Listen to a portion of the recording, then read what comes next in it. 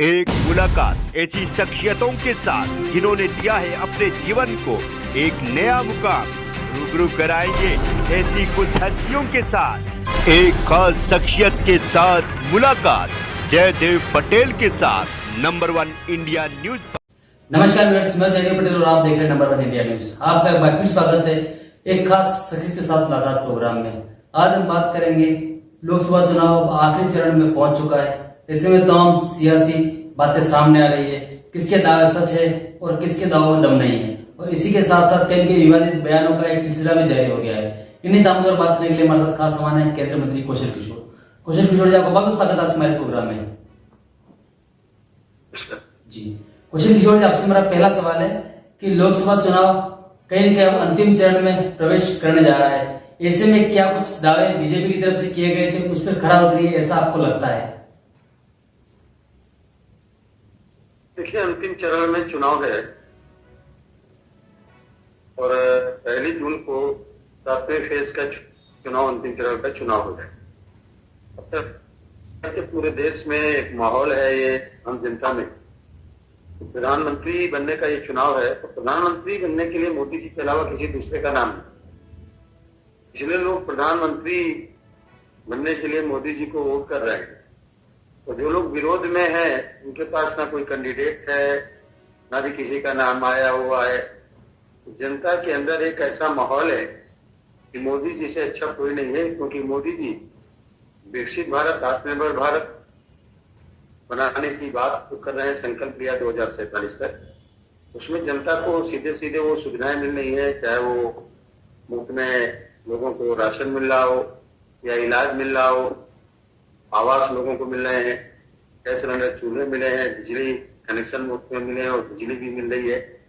तो इस तरीके से पूरे देश में एक माहौल ये बना हुआ है कि फिर से तीसरी बार मोदी जी की सरकार बननी चाहिए, ताकि भारत जो है विश्व में कम से कम एक आत्मनिर्भर और विकसित भारत ऐसा बने जो दुनिया का सिरमौर बने। इसलिए लोगों का रुझान तेजी से मोदी जी की तरफ बढ़ रहा है और मोदी जी के लिए लोग वोट कर रहे हैं।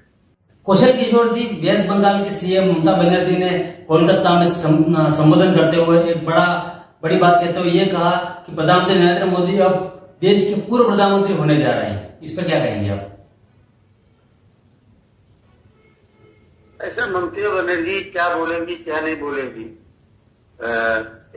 केंद्र सरकार की जो योजनाएं हैं वो लागू नहीं करती पश्चिम बंगाल में। केंद्र सरकार के द्वारा दिए गए आवास जो गरीबों को मिलते हैं वहां पर नहीं लागू किया, उन्होंने नहीं दिया। तो ममता बनर्जी जी की जो सरकार है, आयुष्मान भारत योजना भी नहीं लागू। ममता बनर्जी जी की जो सरकार है वो पश्चिम बंगाल को बर्बाद करने का काम कर रही है।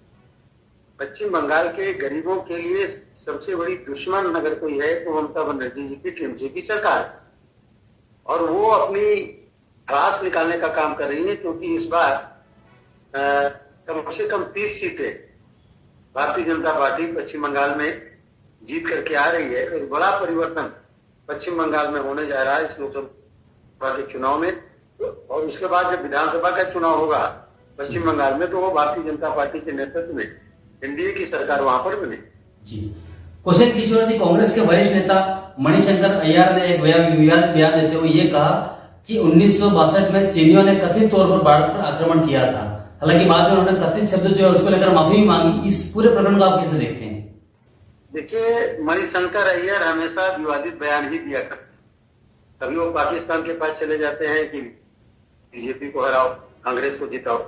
इस तरह के विवादित बयान देना मणिशंकर अय्यर का एक शौक रहा है, और जिसकी वजह से कांग्रेस गर्त में जा रही है और जाती रहेगी, क्योंकि कांग्रेस पार्टी में ऐसे लीडर बन गए हैं जो जनता के हित की नहीं सोचते बल्कि देश के बारे में भी नहीं सोचते हैं।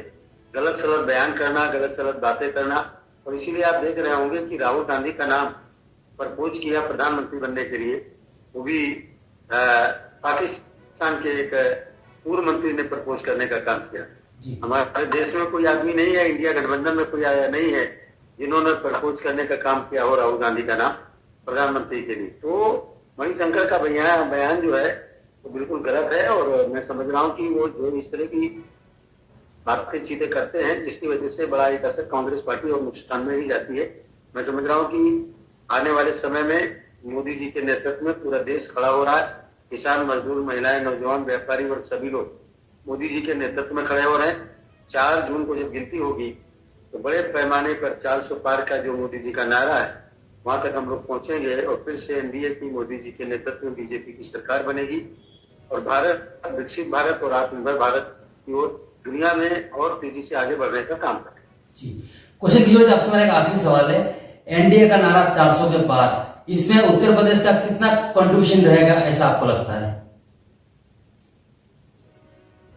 देखिए, उत्तर प्रदेश के अंदर आदरणीय योगी आदित्यनाथ मुख्यमंत्री जी ने बोला है 80 में 80 सीटें हम जीतेंगे और निश्चित तरीके से अभी तक के जो हमारा आकलन है आने वाला जो चुनाव है अभी जो आखिरी चरण का बचा है उस चरण में भी हम लोग आगे बढ़ रहे हैं और अभी तक के लगभग सभी सीटों पर हम जीत रहे हैं। निश्चित तरीके से उत्तर प्रदेश के अंदर और पूरे देश के अंदर जो भी नारा है वो पूरा होगा और निश्चित तरीके से बड़े पैमाने पर सीटें जीत करके आ रही है। पिछले बार की अपेक्षा ज्यादा सीटें जीत के आ रही है और जो योगी जी ने उत्तर प्रदेश के अंदर 80 में 80 सीटें जीतने का काम बात कही है उसमें लगातार समर्थन मिल रहा है। किसानों का, मजदूरों का, लाभार्थियों का, सभी लोग मोदी जी के साथ खड़े हो रहे हैं जिससे लगता है कि 80 की 80 सीटें हम लोग निश्चित तरीके से जीते। क्वेश्चन हमारे समय निकाला उसके लिए आपको बहुत बहुत धन्यवाद।